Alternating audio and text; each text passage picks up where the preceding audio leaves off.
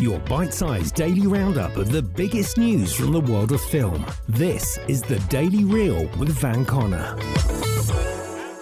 Good morning, it's Wednesday the 12th of May, the last day of Ramadan for this year and the day Pulp Fiction premiered at the Cannes Film Festival back in 1994, going on to win the Palme d'Or and bagging 7 Oscar nominations. It won Best Original Screenplay, which is fair.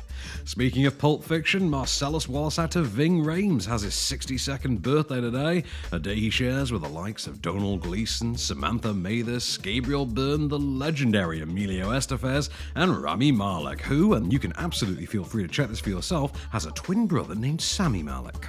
But before you go and do that, why not have a listen to what's going on today?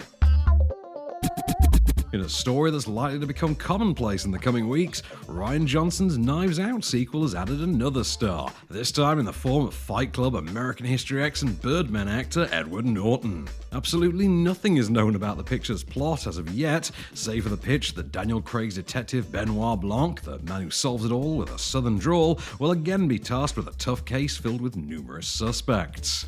Netflix paid Johnson around $450 million back in March in order to secure 2 sequels to 2019's critical and commercial darling Knives Out. The Star Wars The Last Jedi director will return to write and direct the projects, the first of which is on track to begin filming in Greece this summer. Edward Norton, meanwhile, can next be seen in Wes Anderson's The French Dispatch, due out this July. What's my point? Yeah, what's your point? What are you saying? Spit it out. Oh. You're saying what? Oh. What are you saying? You're saying love is absolute. Yes! Yes! The kind of love that I'm talking about, it is absolute. The kind of love that I'm talking about, you don't try to kill people. In news that'll surprise absolutely no one, Tom Cruise almost killed himself filming a stunt for Mission Impossible 7. Though the MI franchise has been known for its impressive practical effects since 2011's 4th installment Ghost Protocol, the series has been continually attempting to top itself. From hanging off a plane as it took off in Rogue Nation to Ghost Protocol's pulse-pounding Burj Khalifa set piece to the triple threat of Fallout's Halo jump, rooftop parkour, and helicopter chase, the recent Mission Impossible films have played fast and loose with the idea that Tom Cruise is capable of dying. Well, that's a trend that looks set to continue, as the 58-year-old actor filmed a sequence for Mission Impossible 7 in which he had to drive a motorcycle off a cliff and then parachute down to the ground. As Cruise told Empire magazine, if the wind was too strong, it would blow me off the ramp. The helicopter filming the stunt was a problem because I didn't want to be hammering down that ramp at top speed and get hit by a stone. Or if I departed in a weird way, we didn't know what was going to happen with the bike. I had about 6 seconds once I departed the ramp to pull the chute, and I didn't want to get tangled in the bike. If I do, that's not going to end well. The Daredevil actor told the outlet that it added up to the most complicated and dangerous stunt he'd ever attempted, and it's one you can see for yourself when the film hits cinemas on the 27th of May next year. What are you waiting for? I'm jumping out a window! What do you mean you're jumping out of a...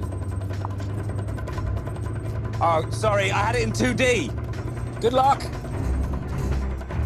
And finally, the younger Obi-Wan Kenobi, Ewan McGregor, has confirmed Noel Gallagher's outlandish claim that he actually taught McGregor how to use a lightsaber. Sort of. The Oasis musician has long claimed that shortly after McGregor was cast in 1999's Episode 1 The Phantom Menace, Gallagher gave the actor lightsaber lessons at his house. But the truth, as you'd expect, is a little more rock and roll than that.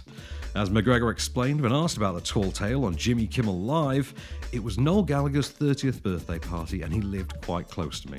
I was at his party and then there was a lightsaber fight in his garden very early the next day in the morning. But I don't remember too much instruction. I don't remember any lessons being given by Noel. It was just more of a battle. As for who won, I would be surprised if either of us could remember that, McGregor laughed. The star is currently busy filming a reprisal of his highest profile role in the forthcoming Disney Plus series Kenobi, but no release date for the series is known as yet. Hello there. General Kenobi, you are a bold one. Alexandra Ayer's claustrophobic thriller Oxygen debuts on Netflix today, alongside the addition of the James Gunn-produced superpowered chiller Brightburn, and Mubi's dropping Lizzie Borden's Born in Flames.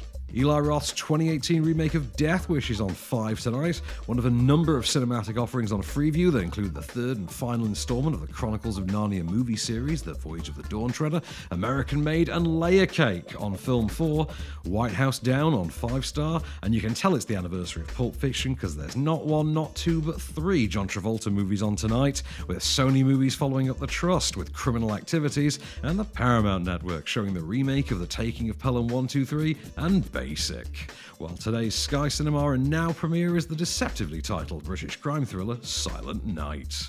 That was the Daily Reel for Wednesday, May 12th. Eid Mubarak to our Muslim listeners. Keep it cinematic, and we'll see you tomorrow. The Daily Reel is a Candystore production, presented by Van Connor and written by Calvin Prickett. All information is correct at the time of writing, and source links are in the description for each episode. Don't forget to rate, review, and subscribe on all good podcast platforms, or ask Alexa to install the Daily Reel skill for your morning flash briefing. Follow the show on social at Daily Reel Pod, and we'll be back every weekday. Until then, keep it cinematic.